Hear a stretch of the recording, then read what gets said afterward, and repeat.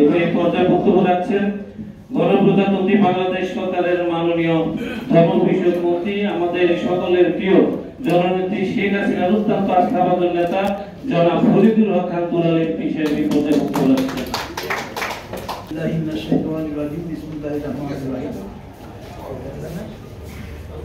আজকে যে উদ্দেশ্যে আমরা এখানে সমবেত হয়েছি অত্যন্ত একটি মহৎ উদ্যোগ, এবং সেই উদ্যোগকে আমি স্বাগত জানাচ্ছি এবং আল্লাহর কাছে আমি কামনা করি যেমন উদ্যোগে আলোচনার মধ্য দিয়ে দেশবাসী তথা জাতি ধর্ম বর্ণ নির্বিশেষে সবাই জানুন বঙ্গবন্ধু সুযোগ্য কন্যা শেখ হাসিনা তার সবার মাঝে ফুটে উঠুন, এই জিনিসটার জন্য আল্লাহ দরবারে শুকরিয়া জানাই আলহামদুলিল্লাহ।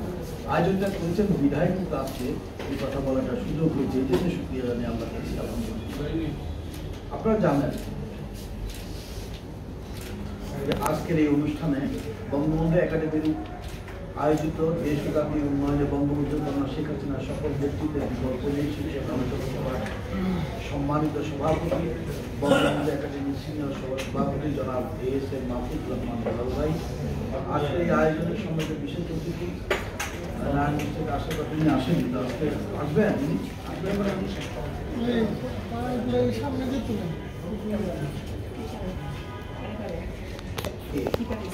অত্যন্ত জনবর্গ বক্তব্য দিয়েছেন অল্প কথার মধ্যে আমাকে অভিনন্দন জানাচ্ছি। বিশেষ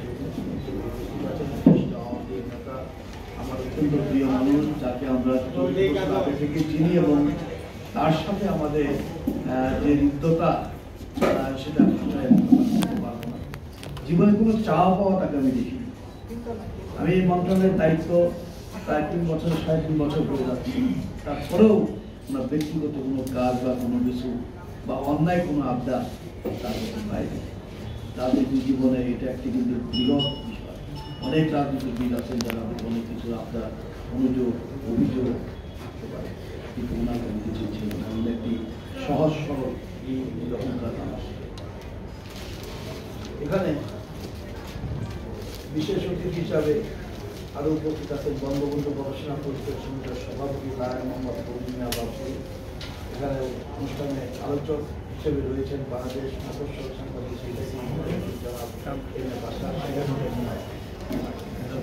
দৈনিক সদর বিচিত্রার সম্মানিত সম্পাদক আসেনি, বঙ্গবন্ধু শান্তি জোটের সম্মানিত যুগ্ম সম্পাদক জেবিন সুলতানা কান্তা, সদস্য ধর্ম বিষয়ক উপদেষ্টা সমিতি বাংলাদেশ আওয়ামী লীগের সম্মানিত সদস্য, এবং এখানে সঞ্চালনায় যিনি আছেন জনাব হুমায়ুন কবির মিটি মহাসচিব। আমি সবাইকে এখানে এসে এই অনুষ্ঠান কন্যামানে প্রধানমন্ত্রী সেক্ষেত্রে কেন আমরা সকল নেতৃত্ব বলছি এই বিষয়ে আমি কিছুটা আলোকপাত করতে চাই আপনাদের শুধু একটি সাধারণ লক্ষ্য বাজে রয়েছে। আমরা এই কথাগুলো আলোচনা করব। এই আলোচনার মধ্যে প্রথমে আমি বলতে চাই বঙ্গমাতা শেখ মুজিব সরকার সপরিবার যার কিছুর পরেও সবাই মারা যাওয়ার পর তার জীবনটা কি এই জায়গায় থাকবে কি বাঁচবে না, তাদের যারা মারা গেছেন তাদের সুখে প্রত্যেক পত্র পত্রিকা মিডিয়াতে সেগুলো আসুক, দেশের মানুষ জানুক এবং দেশের মানুষ বুঝুক, নতুন প্রজন্ম সেই জিনিসটা শেখার সুযোগ নিক। এই প্রত্যাশা রেখে আপনাদের সবার আন্তরিক সহযোগিতা চেয়ে আমি আমার বক্তব্য এখানে শেষ করছি।